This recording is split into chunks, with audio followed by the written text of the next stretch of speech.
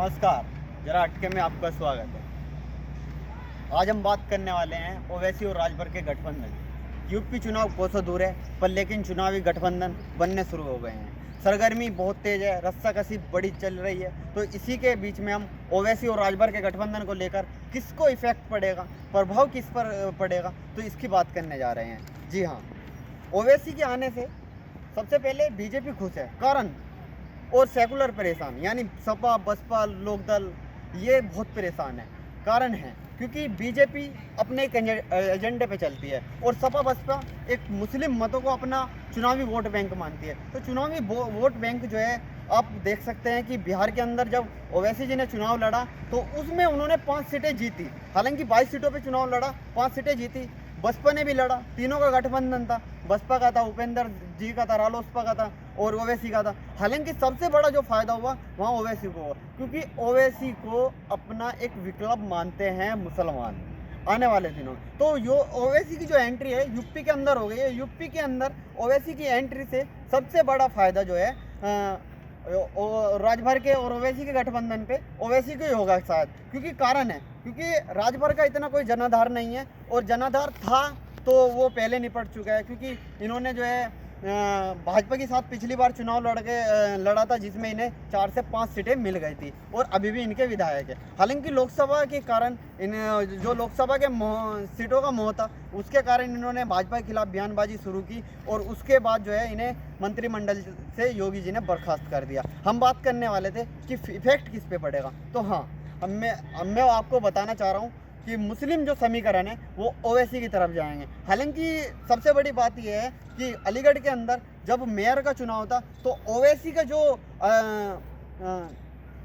जो कैंडिडेट था वो दूसरे नंबर पर रहा था। हालांकि अलीगढ़ वो क्षेत्र है जो मुस्लिम बाहुल्य क्षेत्र है। मुस्लिम बाहुल्य क्षेत्र में अलीगढ़ में निकाय चुनाव में ओवैसी का कैंडिडेट दूसरे नंबर पर रहने का मतलब है कि ओवैसी का वहाँ पर चुनाव जनाधार है, और इस जनाधार से सपा बसपा पे सीधा असर पड़ने वाला है। क्योंकि सपा और बसपा लोकदल ये तीनों पार्टियां ऐसी हैं जो पश्चिमी उत्तर प्रदेश के साथ साथ पूर्वी उत्तर प्रदेश को कवर करती है। इस पूर्वी उत्तर प्रदेश में मुस्लिम समीकरण बसपा और सपा अपनी तरफ साधना चाहती है।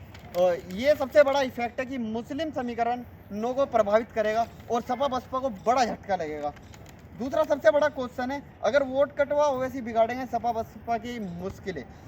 तो हाँ, ये तो सबसे बड़ी बात है, क्योंकि यूपी के अंदर 200 सीटें करीब ऐसी है जिस पे मुस्लिम मतदाता अपना एक तरफा फैसला सुना सकते हैं। अगर एक तरफ मत पड़ जाए तो इनमें से ज़रूरी है, क्योंकि राजभर ने एक 7 सीटों का 7 पार्टियों का एक वो बनाया है, गठबंधन बनाया है, जन भागीदारी मोर्चा, और उस मोर्चे में 7 पार्टियाँ, उसमें ओवैसी भी हिस्सेदार रहेंगे। हालांकि सबसे बड़ा कारण है कि इनको झटका लगने वाला है, और इसी कारण है कि सेकुलर परेशान है। शिवपाल जी सिंह के भी आने की संभावना है और ये संकेत मिलने लगे हैं। राजभर जी बता चुके हैं इसमें कि शिवपाल सिंह यादव इसमें गठबंधन में हिस्सा रहेंगे या नहीं रहेंगे, वो इनकी बात है, वो सियासी बात है कि इनका समीकरण बैठता है या नहीं। हालांकि सियासी जो परस्पर भी है वो सपा में से निकली हुई है, क्योंकि मुलायम सिंह यादव को वे भी मानते हैं और नेताजी बताते हैं। तो इसी के दौर में हम सबसे बड़ा जो झटका लगने वाला है वो सपा को लगने वाला है।